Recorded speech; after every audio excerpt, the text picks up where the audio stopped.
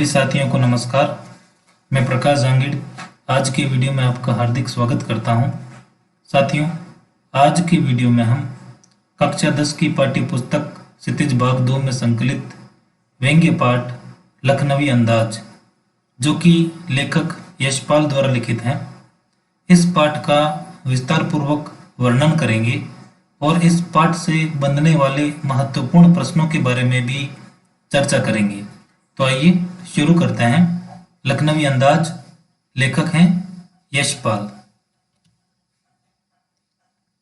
सबसे पहले लेखक परिचय। यशपाल का जन्म सन 1903 में पंजाब की फिरोजपुर छावनी में हुआ। प्रारंभिक शिक्षा कांगड़ा में ग्रहण करने के बाद लाहौर के नेशनल कॉलेज से उन्होंने बीए किया। वहां उनका परिचय भगत सिंह और सुखदेव से हुआ। भगत सिंह और सुखदेव, साथियों, आप जानते ही होंगे इनके बारे में, भारत के स्वतंत्रता सेनानी जिन्होंने भारत को आज़ादी दिलाने के लिए अपने प्राणों का बलिदान दे दिया। स्वाधीनता संग्राम की क्रांतिकारी धारा से जुड़ाव के कारण वे जेल भी गए। उनकी मृत्यु सन 1976 यानी 1976 में हो गई। यानी यशपाल जी का जन्म हुआ 1903 में और मृत्यु हो गई 1976 में यानी 1976 में। यशपाल की रचनाओं में आम आदमी के सरोकारों की उपस्थिति है। आम आदमी के सरोकार अर्थात आम आदमी के जो अधिकार होते हैं उनको यशपाल जी ने अपनी रचनाओं में शामिल किया है। वे यथार्थवादी शैली के विशिष्ट रचनाकार हैं। यानी यथार्थ यानी जो वास्तविक हैं उस शैली के यानी उस शैली में लिखने वाले यह विशिष्ट रचनाकार माने जाते हैं। सामाजिक विषमता यानी सामाजिक भेदभाव, राजनीतिक पाखंड और रूढ़ियों के खिलाफ उनकी रचनाएं मुखर हैं। अर्थात इनके खिलाफ जो है इनकी रचनाएं मुखर हैं अर्थात वास्तविक हैं, जवाब देती हैं। उनकी कहानी संग्रहों में ज्ञानदान, तर्क का तूफान, पिंजरे की उड़ान, वादुलिया, फूलों का कुर्ता उल्लेखनीय है। इनका झूठा सच उपन्यास भारत विभाजन की त्रासदी का मार्मिक दस्तावेज है। यानी मर्म को छूने वाला मार्मिक दस्तावेज है। अमिता, दिव्या, पार्टी कामरेड, दादा कामरेड, मेरी तेरी उसकी बात उनके अन्य प्रमुख उपन्यास हैं। भाषा की स्वाभाविकता और सजीवता उनकी रचनागत विशेषता है। ठीक है साथियों, यह तो हुआ लेखक परिचय। अब हम इस पाठ के बारे में जानेंगे कि लखनवी अंदाज पाठ में लेखक यशपाल ने क्या बताना चाहा है। तो पाठ के बारे में, यूं तो यशपाल ने लखनवी अंदाज व्यंग्य यह साबित करने के लिए लिखा था कि बिना कथ्य के कहानी नहीं लिखी जा सकती, परंतु एक स्वतंत्र रचना के रूप में इस रचना को पढ़ा जा सकता है। यानी यहाँ पर लेखक कह रहे हैं कि यशपाल जो लेखक हैं, उन्होंने लखनवी अंदाज जो है एक व्यंग्य है, गद्य की व्यंग्य रचना के अंतर्गत आता है। वह कह रहे हैं कि बिना कथ्य के यानी बिना कथानक के, बिना विचार के, बिना पात्रों के कोई कहानी नहीं लिखी जा सकती है, परंतु जो लखनवी अंदाज जो व्यंग्य है वह एक स्वतंत्र रचना के रूप में पढ़ा जा सकता है। यशपाल उस पतनशील सामंती वर्ग पर कटाक्ष करते हैं। पतनशील सामंती वर्ग यानी जिसका पतन होने वाला है या जो पतनशील है, यानी जिसका नाश होने वाला है या निरंतर नाश होता जा रहा है, उस सामंती वर्ग यानी सामंत वर्ग जो किसानों और मजदूरों पर अनेक प्रकार के अत्याचार करते थे, वह सामंती वर्ग, उन पर जो है कटाक्ष किया है इस लेख के माध्यम से, इस पाठ के माध्यम से, जो वास्तविकता से बेखबर एक बनावटी जीवन शैली का आदी है। यानी उस सामंती वर्ग पर कटाक्ष किया है जो वास्तविकता से बेखबर है। यानी आज के समय में जहां सामंती वर्ग का कोई वजूद नहीं है, फिर भी आज भी वह एक बनावटी जीवन शैली जीने के आदी हो चुके हैं, अर्थात अभ्यस्त हो चुके हैं, उसका वर्णन इस पाठ के माध्यम से लेखक ने किया है। कहना ना होगा कि आज के समय में भी ऐसी परजीवी संस्कृति, परजीवी यानी दूसरे प्रकार के जीव जो मनुष्य को मनुष्य नहीं समझते, अर्थात अपने आप को उनसे ऊपर समझते हैं, उस प्रकार के परजीवी जीव जो संस्कृति हैं, लेखक कह रहे हैं कि आज के समय में ऐसी परजीवी संस्कृति को देखा जा सकता है। यह एक अजीब बात है।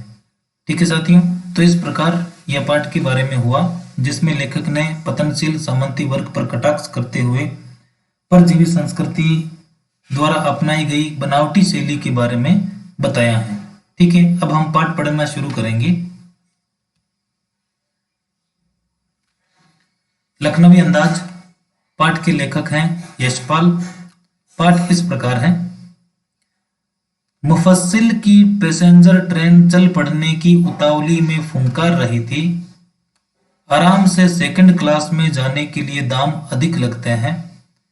दूर तो जाना नहीं था।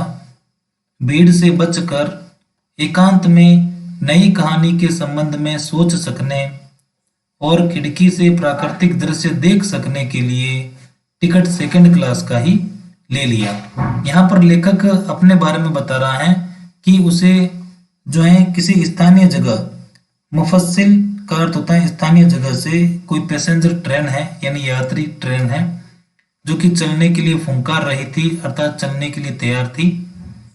वह कह रहा है कि आराम से सेकंड क्लास में जाने के लिए दाम अधिक लगते हैं।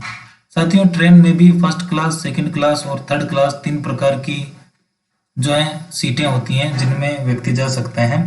तो लेखक कह रहे हैं कि सेकंड क्लास में जाने के लिए दाम अधिक लगते हैं यानी पैसे अधिक लगते हैं।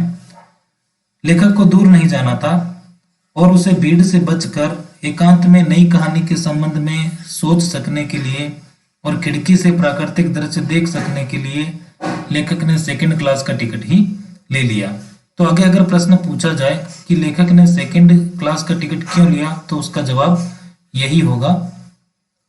आगे हैं, गाड़ी छूट रही थी।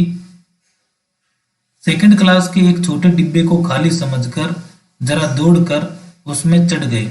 यानी लेखक जो है एक सेकंड क्लास के डिब्बे में जिसे उसने बिल्कुल खाली समझा था उसमें दौड़कर चढ़ गया। अनुमान के प्रतिकूल डब्बा निर्जन नहीं था।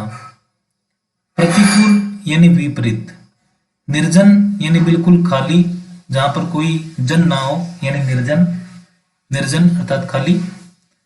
तो लेखक कह रहा है कि जिस डब्बे में लेखक चढ़ा वह अनुमान के अनुसार खाली नहीं था। एक बर्थ पर लखनऊ की नवाबी नस्ल के एक सफेद पोश सज्जन बहुत सुविधा से पालती मारे बैठे थे। यानी लेखक जिस डब्बे में चढ़ा वह अनुमान के अनुसार खाली नहीं था और उस डब्बे की एक बर्थ पर लखनऊ के नवाबी नस्ल के एक सफेद पोश सज्जन जो हैं वह सुविधा से पालती मारे बैठे हुए थे। सामने 2 ताजे चिकने खीरे तौलिए पर रखे हुए थे। खीरे यहाँ पर आप देख पा रहे हैं एक खाद्य फल है, सब्जी है खीरा, जो कि खाने में प्रयुक्त किया जाता है। वह नवाब साहब ने अपने सामने रख रखे थे एक तौलिए पर। डिब्बे में हमारे सहसा कूद जाने से सज्जन की आंखों में एकांत चिंतन में विघ्न का असंतोष दिखाई दिया। यानी लेखक जब डिब्बे में अचानक घुसे अर्थात कूद पड़े तो जो नवाब साहब बैठे थे उनकी आंखों में जो है एकांत चिंतन में विघ्न का असंतोष दिखाई दिया। एकांत चिंतन यानी अकेले वो बैठे हुए थे और जब लेखक वहां पर पहुंच गए डिब्बे में तो उनको विघ्न हुआ, अर्थात उनके अकेलेपन में बाधा का असंतोष जो है दिखाई दिया। सोचा हो सकता है यह भी कहानी के लिए सूझ की चिंता में हो या कीड़े जैसे अपदार्थ वस्तु का शौक करते देखे जाने के संकोच में हो। यहाँ पर लेखक जो है जब नवाब साहब ने असंतोष प्रकट किया या दिखाई दिया तो लेखक ने सोचा कि शायद यह भी जो है कहानी के लिए सूझ की चिंता में हो। सूझ यानी कहानी के विचार की चिंता में हो या फिर कीड़े जैसे अपदार्थ वस्तु यानी सामान्य चीज का शौक करते देखे जाने के संकोच में भी शायद वह असंतोष हुए हों या उन्हें असंतोष प्रकट हुआ हो। नवाब साहब ने संगति के लिए कोई उत्साह नहीं दिखाया। यानी जब लेखक उनके डब्बे में पहुंचे तो नवाब साहब ने उनकी संगति के लिए, संगति यानी उनके साथ करना, यानी उनका साथ बैठने के लिए कोई उत्साह नहीं दिखाया। हमने भी उनके सामने की बर्थ पर बैठकर आत्मसम्मान में आंखें चुरा ली। अर्थात लेखक भी जो है उनके सामने वाली बर्थ पर बैठ गया। आगे हैं, खाली बैठे कल्पना करते रहने की पुरानी आदत है। यानी लेखक नवाब साहब की सामने वाली बर्थ पर बैठ गया और खाली बैठे हुए थे तो वह कल्पना कर रहे थे। क्या कल्पना कर रहे थे? नवाब साहब की असुविधा और संकोच के कारण का अनुमान करने लगे। यानी लेखक जो है सामने वाली बर्थ पर बैठे बैठे नवाब साहब को जो असुविधा हुई है लेखक के आने से और जो उनको संकोच हो रहा है उसके कारण का अनुमान वो लगाने लगे। वह सोचते हैं संभव है नवाब साहब ने बिल्कुल अकेले यात्रा कर सकने के अनुमान में किफायत यानी होता है कि कम खर्च करना, यानी कम खर्च करने के विचार से सेकंड क्लास का टिकट खरीद लिया हो और अब गवारा ना होना अर्थात स्वीकार ना होना कि शहर का कोई सफेद पोश यानी सज्जन पुरुष उन्हें मंझले दर्जे में सफर करता देखे। साथियों, पहले भी कहा गया है कि लेखक ने सेकंड क्लास का टिकट लिया था ताकि वह एकांत में कहानी के बारे में विचार कर सके और खिड़की में देखते हुए शायद उसे विचार आ जाए नई कहानी के विषय में। तो जब लेखक भी यहाँ सोच रहा है कि नवाब साहब जो हैं वह अपना नवाब दिखाने के लिए उन्होंने जो है सेकंड क्लास का टिकट तो ले लिया किंतु उन्हें फर्स्ट क्लास के टिकट में बैठना था और जब उन्हीं के सामने कोई सफेद पोश व्यक्ति सेकंड क्लास के डिब्बे में उनके साथ बैठा है और वह ऐसा समझ रहा हो कि कम खर्च के कारण नवाब साहब ने सेकंड क्लास का टिकट लिया तो इस कारण भी नवाब साहब को असुविधा हो सकती है। आगे कहते हैं अकेले सफर का वक्त काटने के लिए ही खीरे खरीदे होंगे और अब किसी सफेद पोश के सामने खीरा कैसे खाएं। साथियों, दूसरा कारण लेखक यहाँ पर यह भी लगा रहा है कि शायद नवाब साहब ने सोचा होगा कि इस सेकंड क्लास के डब्बे में वह अकेले सफर करेंगे किंतु जब उन्हीं के सामने सफेद पोश लेखक भी बैठ गए तो अब उन्हें खीरा खाने में भी संकोच होने लगा। संकोच इसलिए होने लगा क्योंकि खीरा एक जो है सामान्य सी चीज है जो कोई भी खा सकता है और जो नवाब साहब होते हैं वह दूसरों के सामने खीरा खाना मतलब उनकी नवाबी को एक धक्का लगता है कि इतने बड़े आदमी होकर केवल खीरा खा रहे हैं। तो यह एक संकोच जो है नवाब साहब के मन में था। आगे हैं, हम कनखियों से नवाब साहब की ओर देख रहे थे। कनखियों से अर्थात जो है तिरछी नजर से देख रहे थे। नवाब साहब कुछ देर गाड़ी की खिड़की से बाहर देखकर स्थिति पर गौर करते रहे। स्थिति पर गौर करना अर्थात स्थिति पर ध्यान देना। ओह, नवाब साहब ने सहसा हमें संबोधन किया। सहसा यानी अचानक से नवाब साहब ने लेखक को कहा, आदाब अर्ज यानी एक अभिवादन है, नमस्कार जनाब, खीरे का शौक फरमाइए। यानी नवाब साहब ने अचानक ही लेखक को खीरे खाने के लिए न्योता दिया कि आप खीरा खाइए। नवाब साहब का सहसा भाव परिवर्तन अच्छा नहीं लगा। जब लेखक ने देखा कि जब मैं डब्बे में आया तब नवाब साहब ने कोई उत्सुकता संगति के लिए नहीं दिखाई थी और अब अचानक से वह मुझे खीरा खाने के लिए बोल रहे हैं, तो लेखक का नवाब साहब का इस प्रकार भाव परिवर्तन जो है वह उन्हें अच्छा नहीं लगा। भांप लिया यानी लेखक ने जान लिया कि आप शराफत का गुमान बनाए रखने के लिए, शराफत का अर्थ होता है सज्जनता का गुमान यानी घमंड बनाए रखने के लिए हमें भी मामूली लोगों की हरकत में लथेड़ लेना चाहते हैं। लेखक सोचने लगा कि ये जो नवाब साहब हैं अपने सज्जनता का घमंड बनाए रखने के लिए मुझे भी जो है मामूली व्यक्ति समझ रखा है या मामूली लोग समझ रखा है और अपनी हरकत में यानी जो वह कार्य करना चाह रहे हैं घमंड का, जो उन्हें घमंड है उसमें जो है हमें भी लतेड़ लेना चाहते हैं, अर्थात जबरदस्ती सम्मिलित कर लेना चाहते हैं। लेखक ने जवाब दिया, शुक्रिया कि भला शौक फरमाए। लेखक ने कहा कि धन्यवाद, आप जो है खीरे का शौक फरमाएं, अर्थात आप ही खीरा खाएं। आगे हैं, नवाब साहब ने फिर एक पल खिड़की से बाहर देखकर गौर किया और दृढ़ निश्चय से खीरों के नीचे रखा तौलिया झाड़कर सामने बिछा लिया।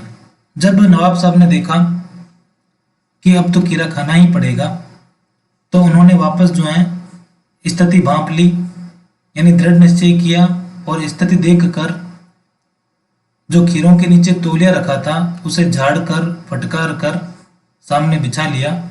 सीट के नीचे से लोटा उठाकर दोनों खीरों को खिड़की से बाहर धोया और तौलिए से पोंछ लिया। जेब से चाकू निकाला, दोनों खीरों के सिर काटे और उन्हें गोद कर झाग निकाला।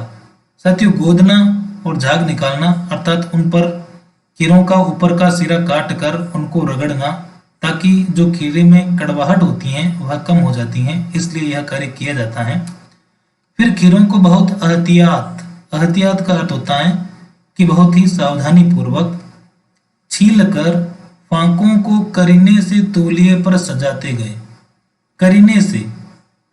करीने का अर्थ होता है कि अच्छी तरह से जो है वह फांकों को तौलिए पर सजाते गए।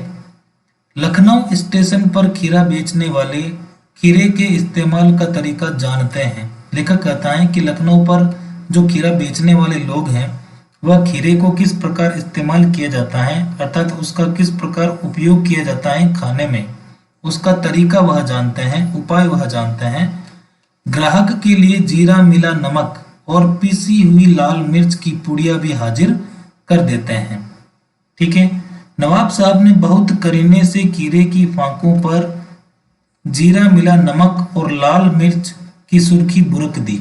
बुरकना अर्थात छिड़कना। तो नवाब साहब ने भी जो है खीरों की फांकों पर अर्थात खीरों के जो टुकड़े किए गए हैं उस पर जीरा मिला नमक छिड़का और लाल मिर्च भी छिड़क दिया।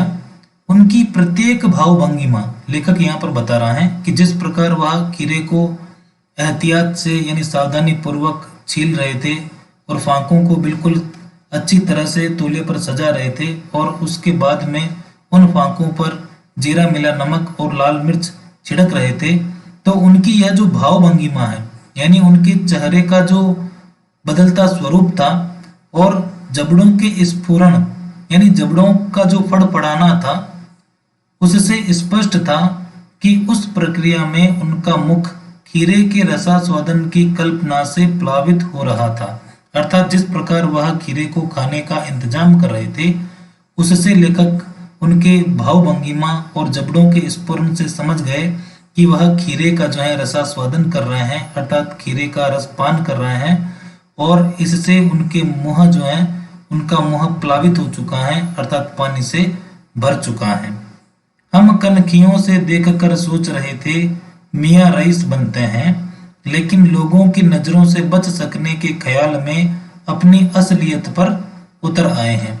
यानी लेखक ने यहाँ पर अंदाज लगा लिया कि मियाँ जो है यानी नवाब साहब जो है वो रईस बनते हैं, यानी पैसे वाले अपने आप को समझते हैं, लेकिन लोगों की नजरों से बचने के लिए उन्होंने सेकंड क्लास का टिकट लिया और यहाँ पर खीरा खा रहे हैं। और अब लेखक ने जब उनको देखा तो वह कह रहे हैं कि वह अब जो है अपनी असलियत पर यानी अपनी वास्तविक जो उनकी स्थिति है उस पर उतर आए हैं।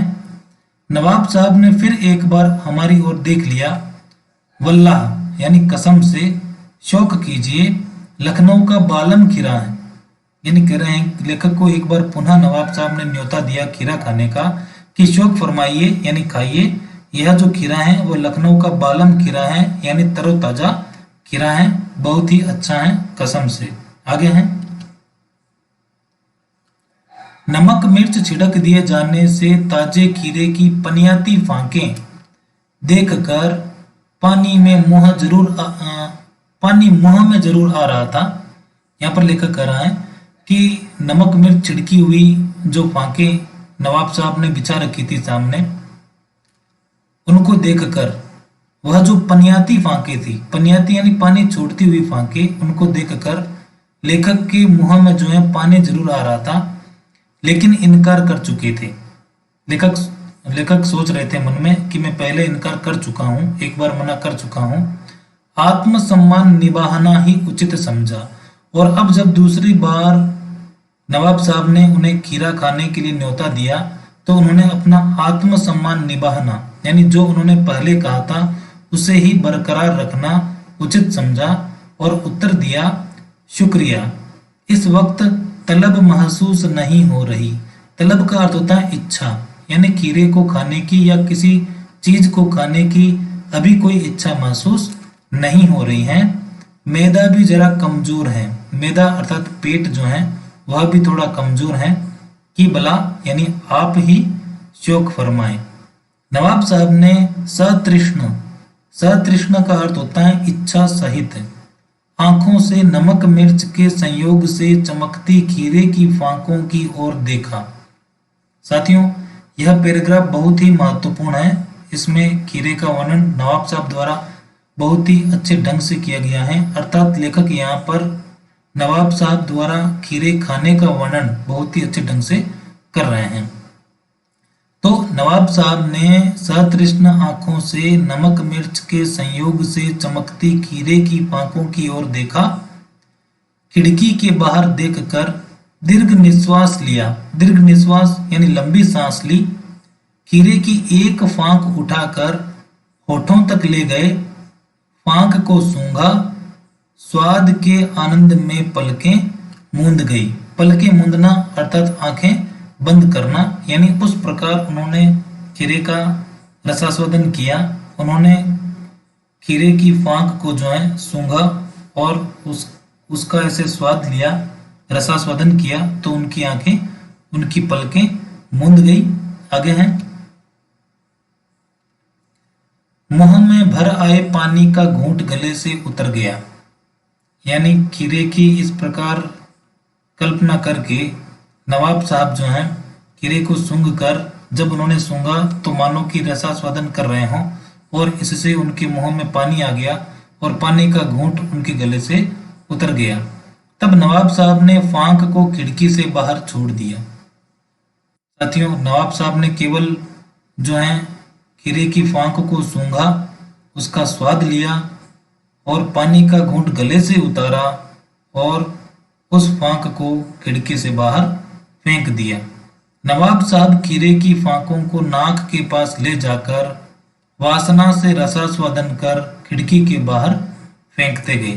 तो इस प्रकार नवाब साहब सभी फांकों को एक एक करके सूंघ कर, रसास्वादन करके और पानी का घूंट गले से उतार कर उन फांकों को खिड़की से बाहर फेंकते गए। नवाब साहब ने खीरे की सब फांकों को खिड़की के बाहर फेंक कर तौलिए से हाथ और होंठ पोंछ लिए और गर्व से गुलाबी आंखों से हमारी ओर देख लिया, मानो कह रहे हों, यह है खानदानी रईसों का तरीका। यहाँ पर लेखक कह रहे हैं कि नवाब साहब इस प्रकार खीरे का रसास्वादन कर रहे थे कि मानो वह बता रहे हों कि खीरे को खाने का रईसों का तरीका कौन सा होता है। नवाब साहब खीरे की तैयारी और इस्तेमाल से थक कर लेट गए। हमें तस्लीम में सिर खम कर लेना पड़ा। तस्लीम का अर्थ होता है शिष्टता, और सिर खम करना अर्थात सिर झुका देना, झुकाना।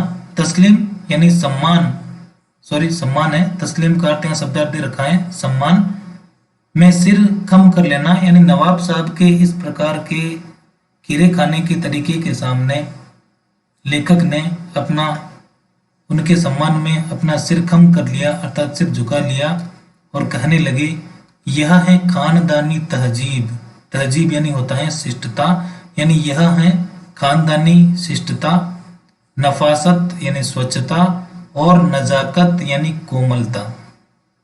हम गौर कर रहे थे यानी ध्यान दे रहे थे लेखक खीरा इस्तेमाल करने के इस तरीके को खीरे की सुगंध और स्वाद की कल्पना से संतुष्ट होने का सूक्ष्म, नफीस, नफीस का अर्थ होता है बढ़िया, या एब्स्ट्रैक्ट यानी जो भौतिक अस्तित्व में ना हो अर्थात दिखती ना हो, तरीका जरूर कहा जा सकता है, परंतु क्या ऐसे तरीके से उदर की तृप्ति भी हो सकती है।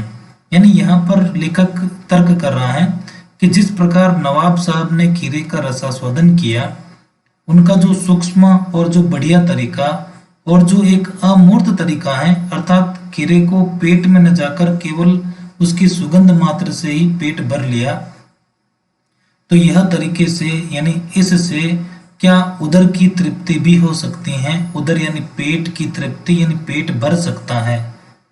नवाब साहब की ओर से भरे पेट के ऊंचे डकार का शब्द सुनाई दिया, और जब लेखक ने यह सोचा तभी नवाब साहब की ओर से जो है, जैसे मान लो उनका पेट भर गया हो, उन्होंने जोर से एक डकार ली और नवाब साहब ने हमारी ओर देखकर कह दिया, खीरा लजीज होता है। लजीज यानी होता है स्वादिष्ट, यानी खीरा स्वादिष्ट होता है, लेकिन होता है सकिल। सकिल यानी होता है जो आसानी से पचे नहीं, ना मुराद मैदे पर बोझ डाल देता है, यानी बिना इच्छा के ही पेट पर जो है बोझ डाल देता है। तो इस पंक्ति से लेखक जो है, लेखक की जो शंका थी वह यहाँ पर पूर्ण हो गई कि क्या इस प्रकार खीरे के स्वादन से उदर की तृप्ति हो जाती है। तो जब नवाब साहब ने यह पंक्ति कही तो उनकी शंका दूर हो गई, ज्ञान चक्षु खुल गए, और यह बात सुनकर नवाब साहब की लेखक के ज्ञान रूपी आंखें जो हैं खुल गई और उन्होंने पहचाना यह है नई कहानी के लेखक। यानी जिस उद्देश्य से लेखक यशपाल जो है ट्रेन में बैठे थे, वह उद्देश्य उनका पूर्ण हुआ और उन्होंने मान लिया कि यह है नई कहानी के लेखक। खीरे की सुगंध और स्वाद की कल्पना से पेट भर जाने पर डकार आ सकता है, तो बिना विचार घटना और पात्रों के लेखक की इच्छा मात्र से नई कहानी क्यों नहीं बन सकती। यानी लेखक कहते हैं कि नई कहानी बनाने के लिए किसी कथ्य की जरूरत नहीं है, क्योंकि जिस प्रकार नवाब साहब द्वारा खीरे की सुगंध और स्वाद की कल्पना मात्र से ही पेट भर गया, उसी प्रकार लेखक भी जो है बिना विचार के, बिना घटना के और बिना पात्रों के एक नई कहानी की रचना कर सकता है। ठीक है साथियों, तो इस प्रकार इस पाठ में लखनवी अंदाज में लेखक मुख्य रूप से सामंती वर्ग के बारे में बताना चाह रहा है कि आज के समय में सामंती वर्गों का कोई बोलबाला नहीं है, फिर भी दिखावे की प्रवृत्ति के आधार पर या जो उनकी जीवन शैली है उसके आधार पर वह दूसरों को दिखावा कराते हुए अपना जीवन जी रहे हैं और दिखावे की प्रवृत्ति अपना रहे हैं। ठीक है साथियों, यह पाठ आपका पूर्ण हुआ। अब हम इस पाठ से बनने वाले महत्वपूर्ण प्रश्नों के बारे में जान लेते हैं। महत्वपूर्ण प्रश्नों में पहला प्रश्न, लेखक द्वारा सेकंड क्लास का टिकट लेने का क्या कारण था। साथियों, हमने पहले ही पैराग्राफ में जाना था कि लेखक ने सेकंड क्लास का टिकट क्यों लिया। दूसरा प्रश्न है, लेखक ने कैसे महसूस किया कि उनका डिब्बे में आना नवाब साहब को अच्छा नहीं लगा। यानी लेखक ने किस प्रकार महसूस किया कि उनका डिब्बे में आना, यहाँ पर उनका पढ़े आप, उनका डिब्बे में आना नवाब साहब को अच्छा नहीं लगा। तीसरा प्रश्न, लेखक खीरा खाना चाहता था फिर भी उसने मना क्यों किया। यानी लेखक को इच्छा थी खीरे खाने की, फिर भी उन्होंने मना क्यों किया, इसका जवाब भी आपने और हमने पाठ में जाना था, आप उसे ढूंढने का प्रयत्न करें। चौथा प्रश्न, नवाब साहब ने खीरे खाने का आनंद किस प्रकार लिया। उसका पूरा वर्णन आपको करना है कि उन्होंने खीरे खाने का जो आनंद है वो किस प्रकार लिया। और अंतिम प्रश्न पांचवा, नवाब साहब का अजीब तरीके से खीरे का रसास्वादन करना उनके कैसे स्वभाव की ओर इंगित करता है। यानी उनका कैसा स्वभाव है जिसकी ओर इंगित करता है कि उन्होंने खीरे का अजीब तरीके से रसास्वादन करना जो है उनके कैसे स्वभाव की ओर इंगित करता है। ठीक है साथियों, आप इन सभी प्रश्नों के जवाब इस कमेंट बॉक्स में भी लिख कर भेज सकते हैं। इस प्रकार यह पाठ पूर्ण हुआ। इस पाठ को बनाने के लिए या इस वीडियो को बनाने के लिए मैंने एनसीईआरटी की पुस्तकों और विभिन्न प्रकार की पुस्तकों का सहारा लिया है और नेट गूगल का भी सहारा लिया है, तो मैं उनको धन्यवाद देना चाहता हूँ। और आप सभी का भी धन्यवाद जिन्होंने मनोयोग से इस वीडियो को सुना। आप सभी का बहुत बहुत धन्यवाद।